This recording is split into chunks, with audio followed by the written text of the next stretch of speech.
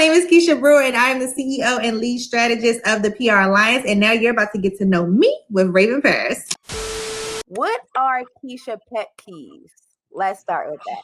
My pet peeves, oh my gosh, to be the person to be like, I got so many with child.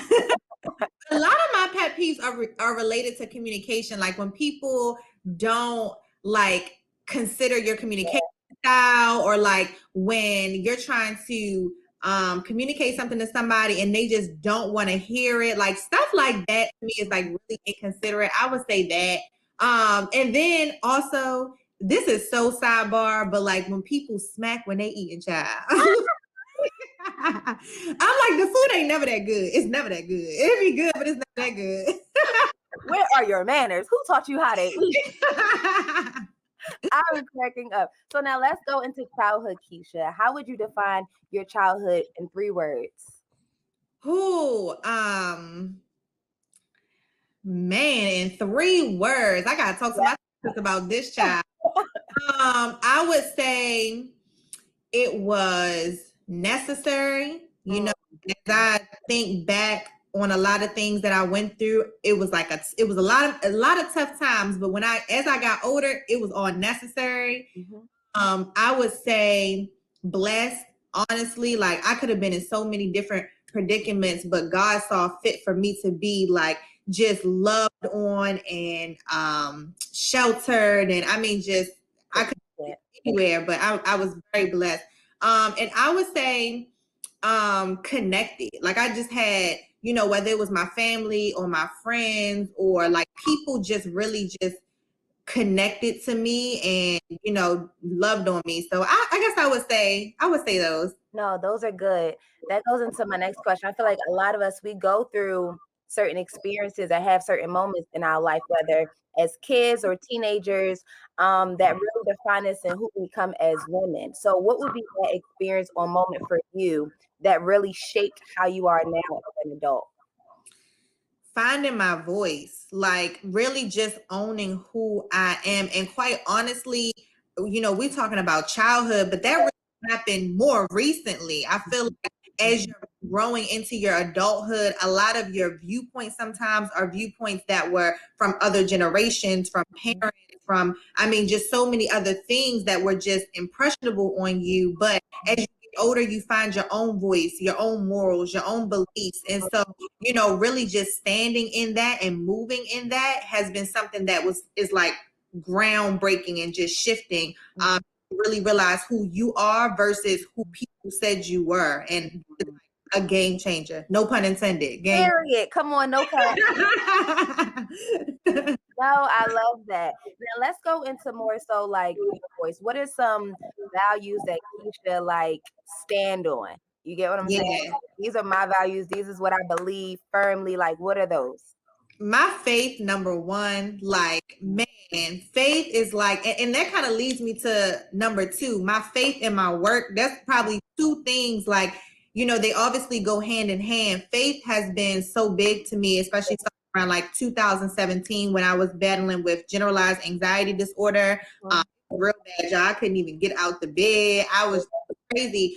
And you know, the doctors even said, like, we need to put you on anxiety medicine. I said, no, I need more faith. It's God. This is a spiritual battle. I literally said that. I was like, this is a spiritual battle. And so my faith just grew tremendously in those times. And then, you know, I also realized the more that I work, the more faith I have. Like, you know, the more that I just step into what God has for me, the more I realize that He brings me everything that I need in every single moment. And so, yeah, come on, choir. Look, let the choir come on. But yeah, my faith and my work are you know, 1 and 2. And I guess I would just say another value is just having a good heart, a good person, your heart posture. I mean, I really believe that if you do anything with a good heart, you're not gonna go wrong. Like our skill sets and people we connected to and all of that stuff, if you truly have a good heart, no one can take that away from you, and no one's going to be able to stop you from doing great in the world. So yeah, those 3. Period. That's so true. I just actually posted something today about an intention. Intention is so important behind everything that you do, your actions, your words. What is the intention behind that? That is Amazing. Yes. I definitely agree. Now let's go into like some superpowers, right? If you had a superpower, I have magic wand, thing, what would that superpower be that Keisha would love to have? Oh my gosh. Man, I used to say to read people's minds, but I don't need that pressure. I be thinking, You know what? Keep your I thoughts. really want to know that. I want to go there. I would say to be able to bless people on the spot. I feel like there are a lot of things that I want to do for so many people, but I myself don't even have the resources to do it.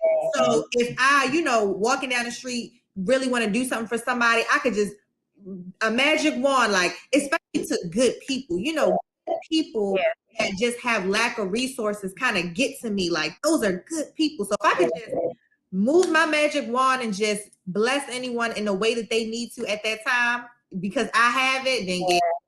I love that. That's a first. That's a good one. That's a really good Yeah. one. All right, now we spoke on like anxiety and stuff, right? What were some of those tips, those self-help tips that really helped get you progress from that? Because I know a lot of other people battle with depression, anxiety, mental health. So what would be some good tips that you can give other people who battle with mental health to help them, get back on track? Yeah. Speaking to anxiety specifically, my do it afraid mentality really just drove it home for me, like really just helped me get out of it. Obviously, like I talked about my faith, and it kind of went hand in hand, just being like, when it comes to anxiety, a lot of it is number one, like I said, spiritual warfare. Yeah. Of it is I saw this saying that was like anxiety is fear of the future, depression is being concerned too much with the past. And so a lot of the things that I was anxious about were things that I really just couldn't control. So at the end of the day, it was just like, you know what? Even if you have to do it afraid, just do it. Because at the end of the day, fear is not going away. My mom always tells me when fear comes knocking, answer with faith and just pushing. So I would really say that, like, just literally do it afraid. And I know it sounds easier said than done, but like I said, I couldn't even get out the bed. Certain things would like literally even scare me just to be in restaurants. I would have anxiety, but I would just sit there. I would just be like, you know what? If I say I stand on faith, I'm gonna sit here in the midst of my fear, and we're gonna be good. The more you do it, the easier and easier it gets. And so I lean on that for sure. No, I love that. Two things. One thing, you need to turn that into a quote, make that a shirt. When faith come knocking at your door, answer with faith. Hello. I love it. Yeah. And then the second thing is what actually started your anxiety? Because now you got me in journalism mode. I want like what actually sparked that? Yeah. And it's thank God for therapy, because at the time I was like, I don't know. Like it seemed random to me. I was like, what is going on? It just hit me like a ton of bricks. But as I was going through therapy, I realized number one, environment was a trigger. Trigger point.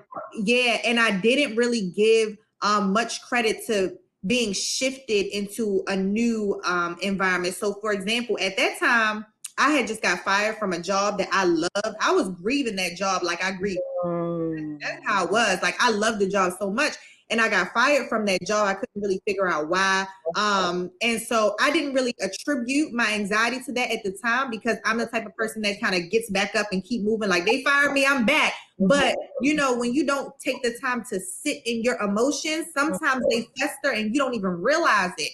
And so that was one of the big things. And then the environment I was in, I was living with, which is now my best friend, but the environment that we lived in, the people that we lived with, it was chaos. And like I said, I was really much so like, this is not affecting me. I'm good. Like, what are we talking about? But when you don't deal with emotions, they'll deal with you, honey. And it did.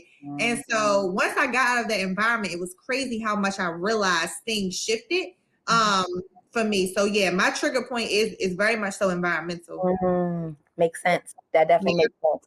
Now let's go into like some self-care. So important. We always like to work, but even being, a hard worker, a businesswoman, you have to know how to balance out those times to really take care of Keisha and pour into her cup. So what are some of those things that you do to pour back into your cup?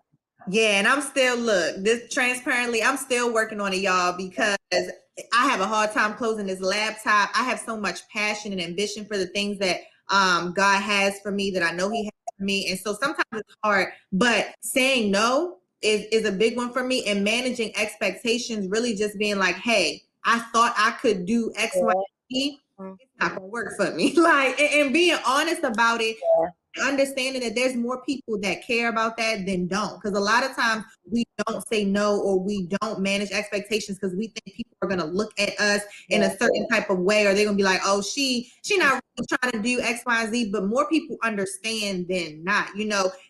Transparently, me and you were gonna do some things, that we were gonna put some things out there, and I really was just like, I don't have the capacity. And I didn't want to say it for so long because I'm like, Raven would be like, this girl, but you didn't, right? And so you understood, and so more people understand than not. So if you have to say no and manage expectations, do that. Come on. It's so important and essential. It's the boundaries. We gotta have boundaries. We gotta have a cap to know what we can do, because we also want to make sure we show up 100% in everything that we do. So that is so important. Now, let's go into your work before we wrap this up. What are some things that Keisha offer that, can be beneficial to other people out here in the business world?